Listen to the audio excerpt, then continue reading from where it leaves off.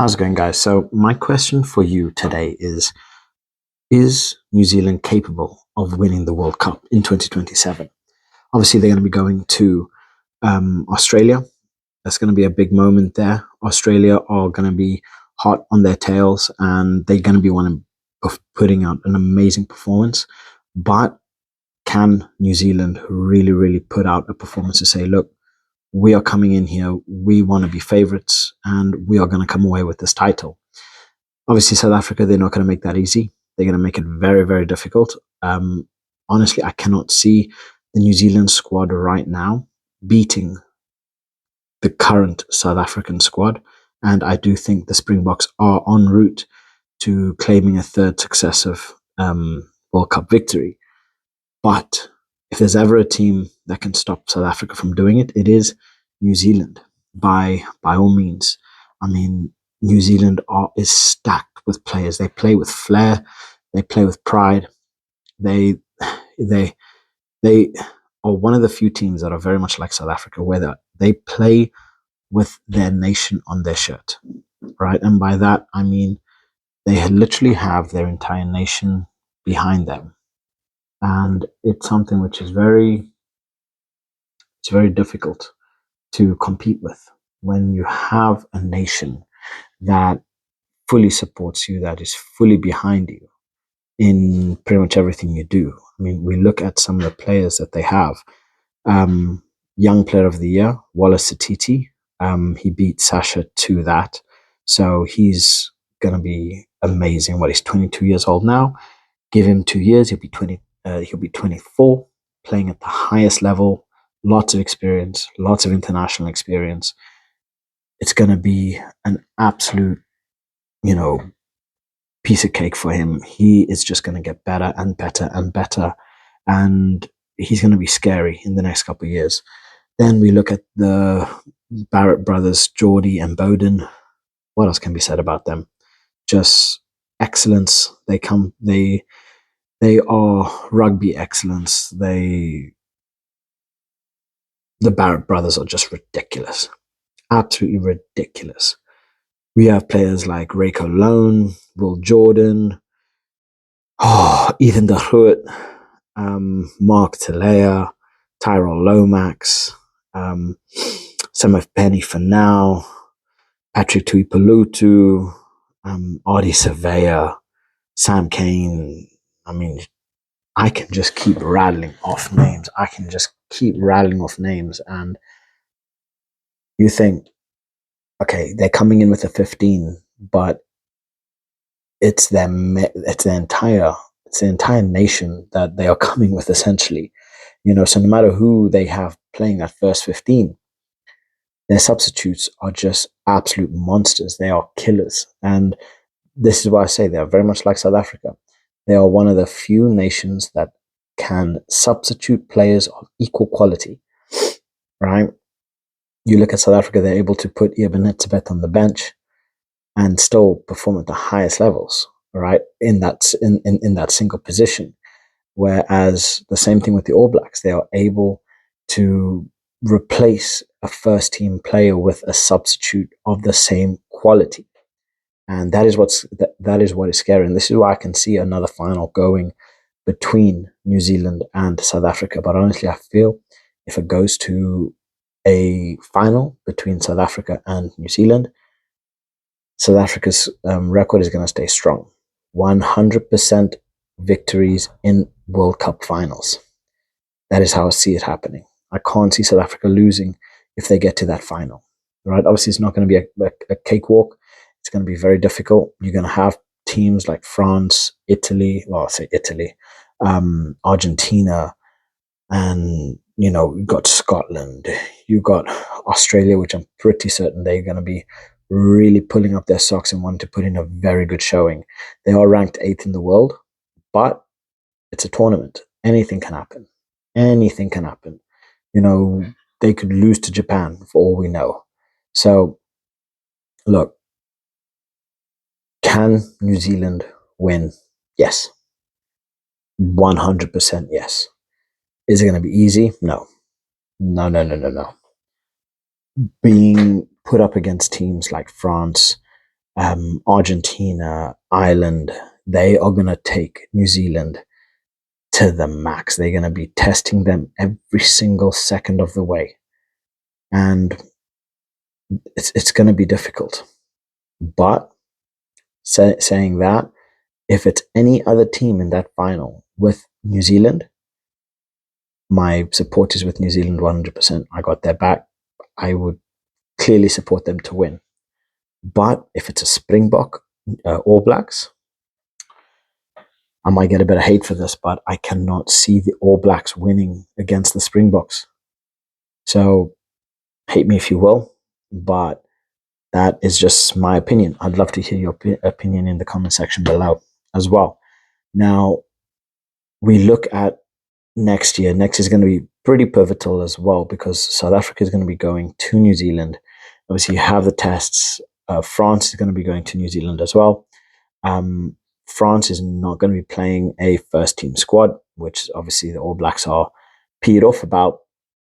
But I think it's going to be a good year to have New Zealand really test their players, potentially test some, youth prospects to really start bringing into those teams, getting those international caps in, and really start progressing for the future because we're talking 2 years in advance.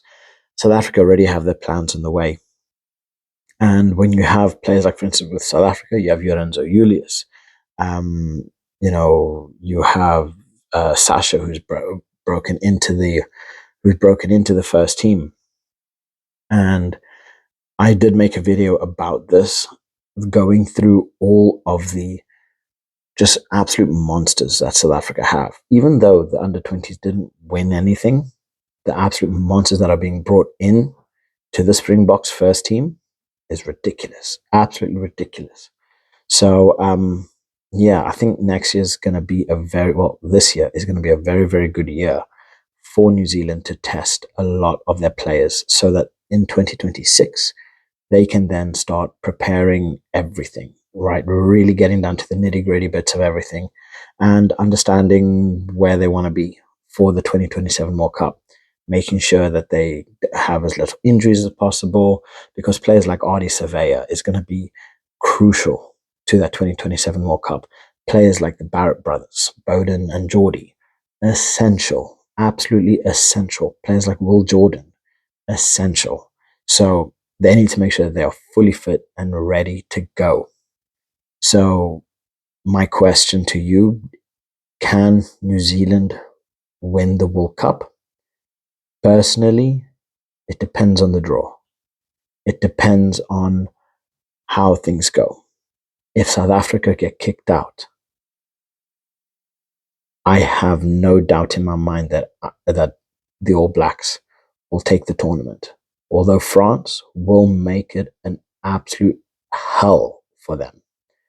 I can't see Ireland getting through the quarters again. I would love to see them get to the semis, but we see got players like Sam Prendergast, who's playing out of his socks, playing brilliantly, and I think Prendergast is a player that Ireland need to be able to control the game because Ireland always seem to flop under the final, those big, big, big games, right?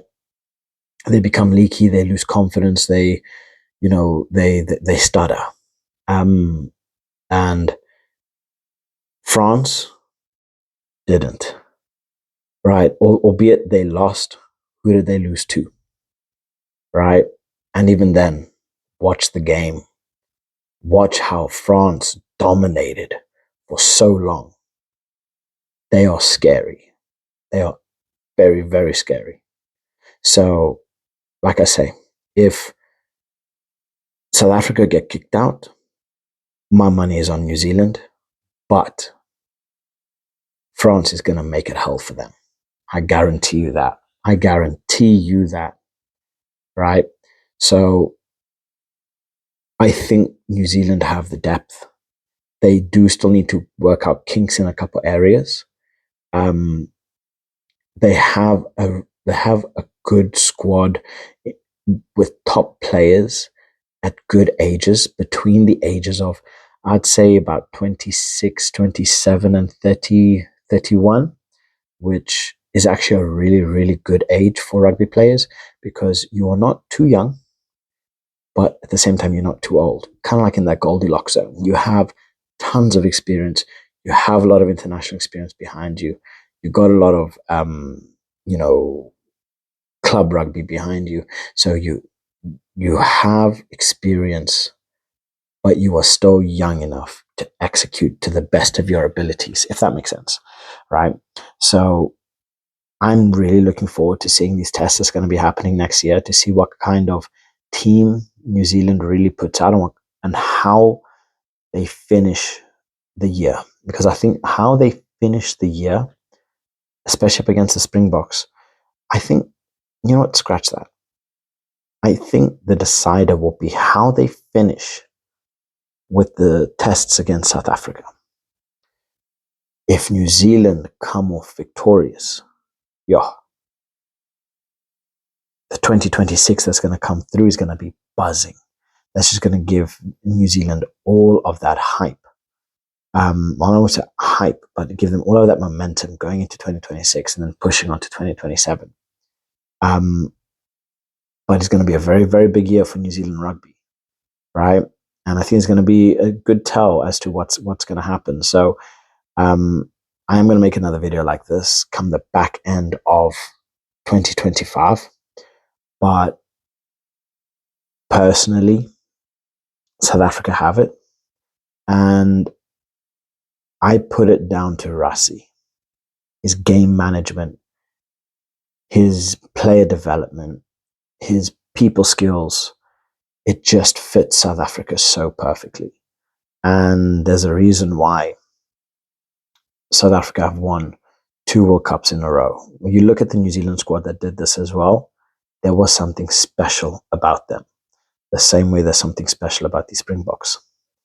And even then, you look at the 2019 World Cup, people say, oh, but Rassie wasn't.